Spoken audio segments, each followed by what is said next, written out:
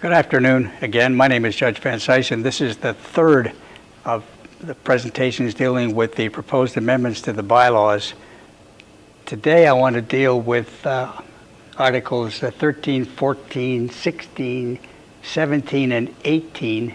Of these, the first two, Articles 13, and if I flip this around, Article 14, deal with what used to be called the Resign Equity Members Repurchase Waiting List, and it's been renamed the Refundable Equity Members Repurchase Waiting List. Deals with a situation where somebody's sold or has resigned with no new membership being purchased concurrently with the resignation. They'll be placed on this Refundable Equity Waiting List. It's been simplified so that that only happens when the membership refund is in excess of $500. And 14 also deals with the simplification of that so that we don't clutter up the refundable equity members waiting list with small amounts of money, so that it's designed that those small amounts will be paid immediately.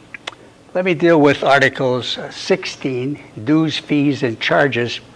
That situation has been amended in Article 4 with an acceleration clause.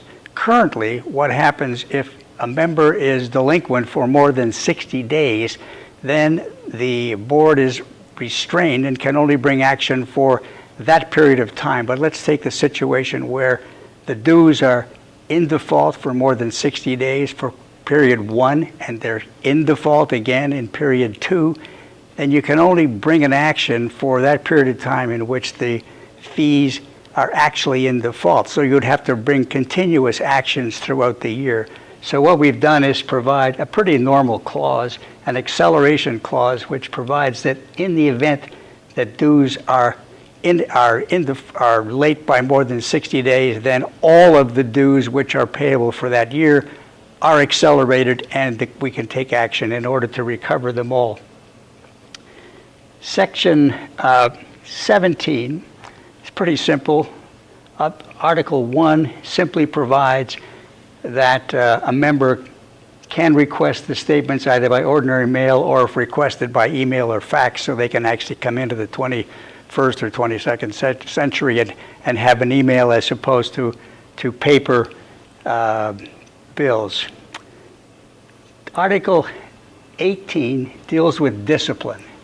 And what we have proposed in Article 18 is that we have added to the number of persons who can be subject to discipline, not only the member, but the member's spouse, spousal equivalent, or beneficial user of the property. And that extends through all of the articles in Article 18, all the subsections in Article 18. And we have added something in subsection 6, which deals with reprimand, and that deals with a situation which, in our opinion, or in the board's opinion, is conduct which would not require suspension or a fine or disciplinary action, but a reprimand would be in place. For example, let's say that a member became unruly, but his conduct didn't include the abuse of staff or anything like that, but he was simply a little out of control, then that might call for a reprimand as opposed to formal discipline, and that would be a much lesser penalty, and that really covers off something which we have found over time is a lapse. So there you are. There you have it. Those are the last numbers of bylaws that we have proposed. The changes that we propose are all, as I've said 3 times now, designed to clarify the bylaws, to bring them in line with the actual practices that the board follows. And those bylaws, the old bylaw, the new proposed bylaws, and the reasons for the changes will be on the website and will be again sent to you, all the members, by email. If you have any comments, please don't hesitate to contact me, either at my phone number, which is in the directory, or by email at vancicew@gmail.com. Thanks.